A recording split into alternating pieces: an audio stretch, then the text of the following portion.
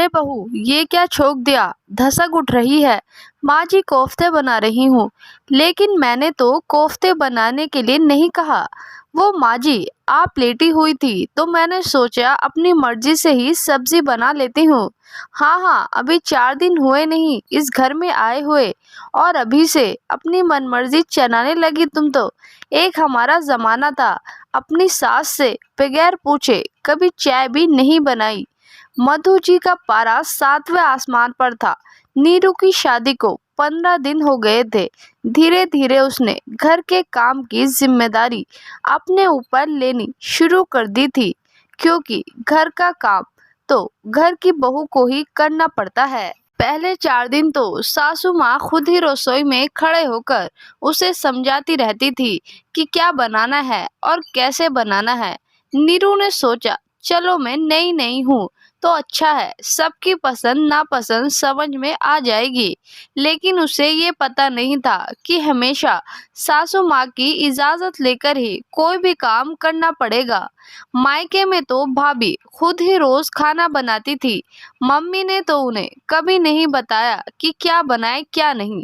दूसरे दिन सर्फ के डिब्बे को खाली देखकर नाराज होने लगी। 10 दिन पहले ही डब्बा भरा था, इतनी जल्दी खाली भी कर दिया। सर्दियों में इतने कपड़े होते हैं धोने के लिए, इसीलिए रोज मशीन लगानी पड़ती है, तो सर्फ तो लगेगा ही ना। लेकिन सासू माँ को उससे भी शिकायत है। एक दिन नीरू की सास अपनी बहन से फोन पर बातें कर रही थी, तो नीरू ने उन दोनों की बातें सुन ली।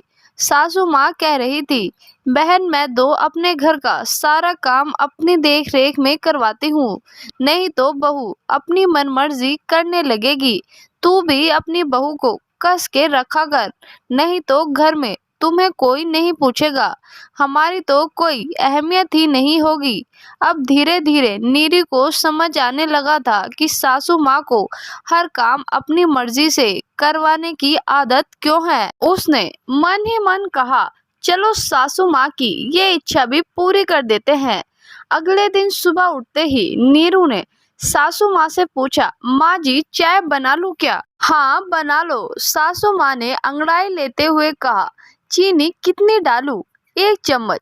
थोड़ी देर बाद, माँ जी नाश्ते में क्या बनाना है? आलू की सब्जी और पराठे बना ले। सासू माँ खुश हो रही थी कि बहू आज तो सारे काम पूछ पूछ के कर रही है। वो पूजा करने के लिए बैठने ही वाली थी कि नीरू ने फिर आवाज लगाई, माँ जी कितने आलू की सब्जी बनानी है? अब बहू इतना पूछ रही है तो सासू माँ भला कैसे न बताए। उन्होंने रसोई में जाना ही पड़ा। सारी चीजें बताकर जैसे ही बैठने लगी, नीरू ने फिर आवाज लगाई, माँ जी मशीन में सर्फ डाल दीजिए। मुझे तो अंदाजा ही नहीं है। उन्हें मजबूरन फिर से उठना पड़ा। दोपहर को जैसे ही सासू माँ आराम करने के लिए लेटी, नीरू ने आवाज लगाई, माँ जी खाने में क्या बनाना है? बहू दाल चावल बना लो। थोड़ी देर बाद, माँ जी कौन सी दाल बनाऊं? मूंग की या उड़द की? मूंग की बना लो। सासू माँ ने खींचते हुए कहा। आज ना तो वो ढंग से पूजा कर पाई, ना ही आराम कर पाई।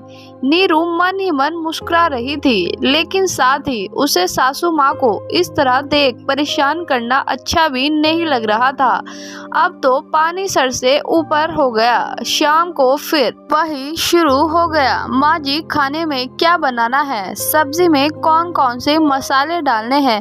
दूध गर्म दूं या ठंडा? सासू माँ ने जोर से चिल्लाते हुए कहा, बहू अब मुझसे कुछ मत पूछना। ना सुबह से थोड़ी देर आराम से बैठने दिया, ना टीवी देखने दिया, और तो और भगवान का नाम भी शांति से नहीं ले पाई। लेकिन माँ जी आपने ही तो कहा था कि मुझसे पूछे बिना कोई काम मत करना। हाँ कहा था, तो क्या सारा दिन मेरी चक्री बनाओगी? जो बनाना है जैसे बनाना है बना लो, बस समय पर सारा काम हो जाना चाहिए। नीरू मुस्कुराते हुए रसोई में चली गई। दोस्तों आपको कहानी कैसी लगी कमेंट बॉक्स में ज़रूर बताएं, और अगर वीडियो पसंद आई हो तो वीडियो को लाइक करें और चैनल को सब्सक्राइब करें। धन्यवाद दोस्तों।